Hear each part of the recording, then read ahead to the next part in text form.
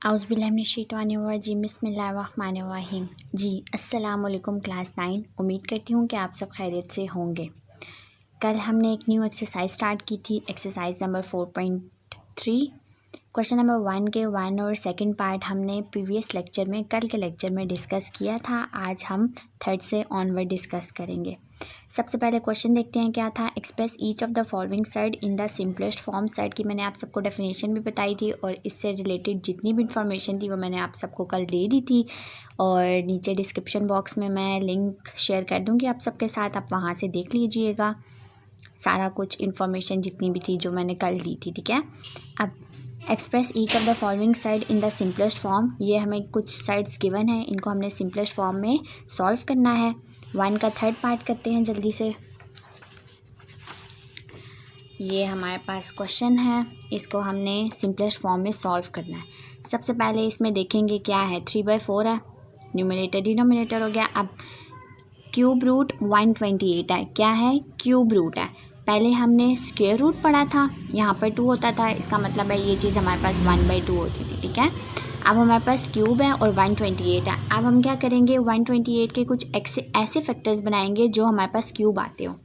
128 के सबसे पहले हम फैक्टर्स बना लेते हैं। यहाँ पर 128 है, 8 है, एक इवन नंबर है, इसका मतलब है सबसे जो छोटा होगा टेबल उससे हम इसको सॉल्व करेंगे। जैसे कि 2 है, 2 5 ज़ा 10, 2 6 ज़ा 12, 2 4 ज़ा 8, 2 3 ज़ा 6, 2 2 ज़ा 4, 2 1 ज़ा 2, 1 कैरी, 2 5 ज़ा 10, 2 6 ज़ा 12, 2 7 ज़ा 14, 2 8 ज़ा 16, 2 4 ज़ा 8, 2 2 ज़ा 4, 2 1 ज़ा 2। कितने हैं, 3 बनाने हैं। ये 3 हो गए और ये 3 हो गए, ये एक अकेला है। इसका मतलब है 2 इसके क्यूब बनेंगे और एक सिंगल आ जाएगा, वो हम यहाँ पर लिख लेते हैं 3/4। क्यूब रूट में क्या थे, कितने थे हमारे पास, 3 3 6 और एक 7 थे। 1 2 3 4 5 6 और ये 7 पूरे हो गए।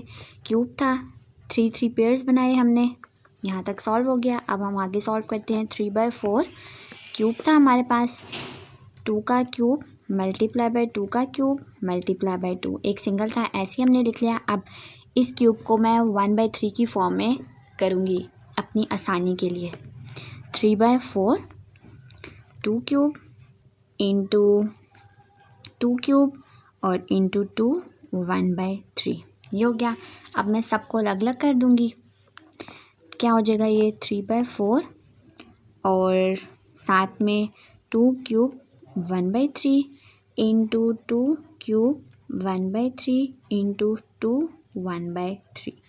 ये 3 से कैंसिल, 3 से कैंसिल, इसका मतलब है यहाँ पर मेरे पास क्या है, 3/4 है और साथ में इंटू 2 मल्टीप्लाई बाय 2 है और इंटू 2 1/3 है।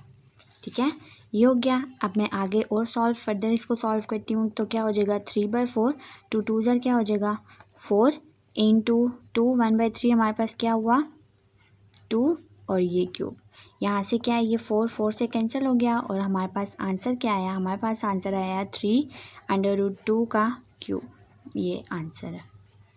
बहुत इजी क्वेश्चन है, अगर आप चाहें तो क्यूब रूट के साथ भी सॉल्व कर लें। मैं तो वैसे 1/3 के साथ ही हमेशा करवाती हूँ और करती भी हूँ। इसमें थोड़ा सा ना वो जो कन्फ्यूजन होती है वो दूर हो जाती है कि ये जो क्यूब है इसको क्या करना है या क्या, ये सारा मेथड। ठीक है, मैं हमेशा इससे करवाती हूँ, इससे आसानी रहती है। दोबारा से रिमाइंड एक दफ़ा क्वेश्चन कर लेते हैं। 3/4 था, क्यूब रूट था और 128 था। 128 के फैक्टर्स बनाए, इतने फैक्टर्स बनाने हैं कि ये जो क्यूब है हमारा क्यूब रूट ये कैंसिल हो जाए। ये सारा प्रोसीजर किया और आखिर में आंसर क्या आया, 3/√2। पार्ट नंबर 4 है, अंडर रूट की पावर 5 गिवन है, साथ में 96 x6 y7 z8 है। अब हमें अल्फ़ाबेटिकली सॉल्व करना है, तो चलिए सॉल्व करते हैं। सबसे पहले हम क्या करेंगे, 96 के फैक्टर्स बनाएंगे। 96 6 इवन नंबर है, इसका मतलब है 2 का टेबल जाएगा इस पर। क्या हो जाएगा, 2 4 ज़ा 8, 1 कैरी, 2 5 ज़ा 10, 2 6 ज़ा 12, 2 7 ज़ा 14, 2 8 ज़ा 16, 2 2 ज़ा 4, 2 4 ज़ा 8, 2 1 ज़ा 2, 2 2 ज़ा 4, 2 6 ज़ा 12, 2 3 ज़ा 6 और 3 1 ज़ा 3। अब 5 था, 1 2 3 4 और ये 5, 5 का एक पेयर बन गया और एक 3 आ गया। यहाँ पर हम लिख लेते हैं 5। 96 के पेयर्स कितने थे? 1 2 3 4, ये 5 और साथ में 3 था। साथ में हमारे पास क्या गिवन था? x6 y7 और z8 गिवन था। 1 2 3 4 5 ये फैक्टर्स हो गए। अब मैं इसको ऐसे करके भी लिख लेती हूँ। 5 है हमारे पास, 2 5 × 3 और साथ में x6 y7 और z8 है। अब मैं सब की पावर्स को अलग कर देती हूँ। मसलन कि ये जो 5 है इसको मैं 1/5 बना लेती हूँ, ठीक है। 2 5 × 3 × x6 y7 z8 1/5 ये हो गया। अब मैं सब की पावर्स को अलग अलग कर देती हूँ। कैसे करूँगी? यहाँ पर मेरे पास 2 5 है, इसको मैं कहती हूँ 1/5 है। साथ में क्या है? 3 है, इसकी भी पावर 1/5 है।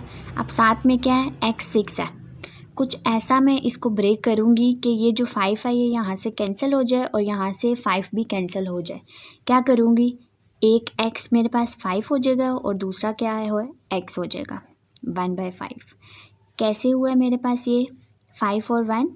जब भी हम मल्टीप्लिकेशन करते हैं जहाँ पर डॉट हो वहाँ पर हम प्लस करते हैं। अब यहाँ पर 5 है तो मैं कहूँगी 5 + 1 क्या हो जाएगा? 6 हो जाएगा मेरे पास, ठीक है। आगे क्या है? y7 था, 7 को मैंने ऐसा ब्रेक करना है। सबसे पहले मैं 5 के साथ ब्रेक करूँगी। रुकिए, 5 है × y।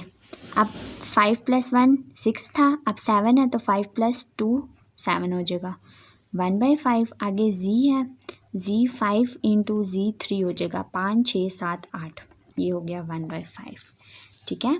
अब आगे इसको फर्दर सॉल्व करते हैं। ये 5 5 से कैंसिल हो जाएगा हमारा,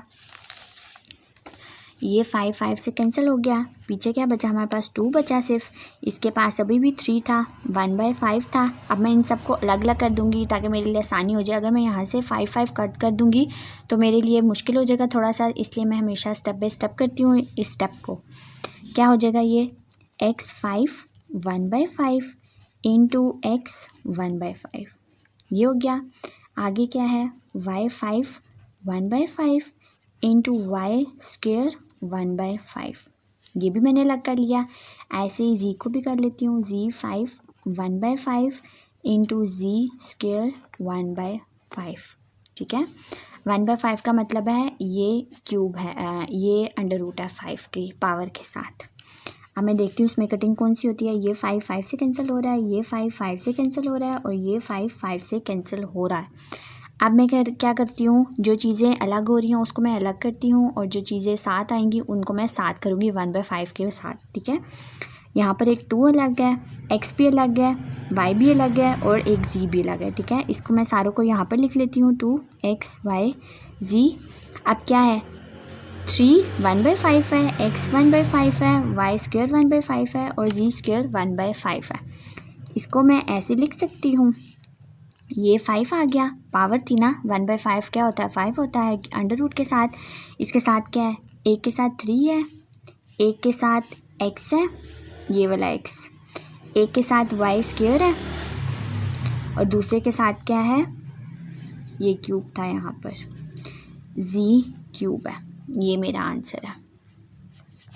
बहुत इजी क्वेश्चन है, बस यहाँ पर इनको सेपरेट करके लिखना है और साथ में कटिंग कर देनी है 5 के साथ और 1/5 के साथ। कुछ भी मुश्किल नहीं है। दोबारा से रिमाइंड करते हैं एक दफ़ा क्वेश्चन को। हमें ये गिवन था क्वेश्चन, इसके हमने फैक्टर्स बनाए, जितनी पावर थी उतने मैंने फैक्टर्स बना लिए और सबकी कटिंग कर दी। जो बचा मैंने उसको √5 जो पावर थी उसके अंदर लिख लिया, मसलन के √ के दरमियान में, ठीक है। और जो अलग आ रहे थे उनको मैंने ऐसे अलग करके लिख लिया। उम्मीद करती हूँ कि आज का लेक्चर आप सबको समझ आ गया होगा। क्या पता आप लोगों को मुश्किल लग रहा हो ये मेथड, लेकिन ये बहुत आसान है। 2-3 दफ़ा मेरे लेक्चर को सुनिएगा, आप सबको समझ आ जाएगा मैंने किस मेथड से करवाया और ये कितना आसान है। ऐसे हमारा आज क्वेश्चन नंबर 1 कंप्लीट हो गया है। इसके 4 पार्ट्स थे, हमने कल के लेक्चर में और आज के लेक्चर में 2-2 करके इनको कंप्लीट कर लिया। कल इंशाल्लाह हम क्वेश्चन नंबर 2 से ऑनवर्ड डिस्कस करेंगे। अगर आपने अभी तक मेरे चैनल को सब्सक्राइब नहीं किया तो जल्दी से मेरे चैनल को सब्सक्राइब कर दीजिए और अपना ध्यान रखिएगा और दुआ में मुझे याद रखिएगा। ओके जी, अल्लाह हाफ़िज़।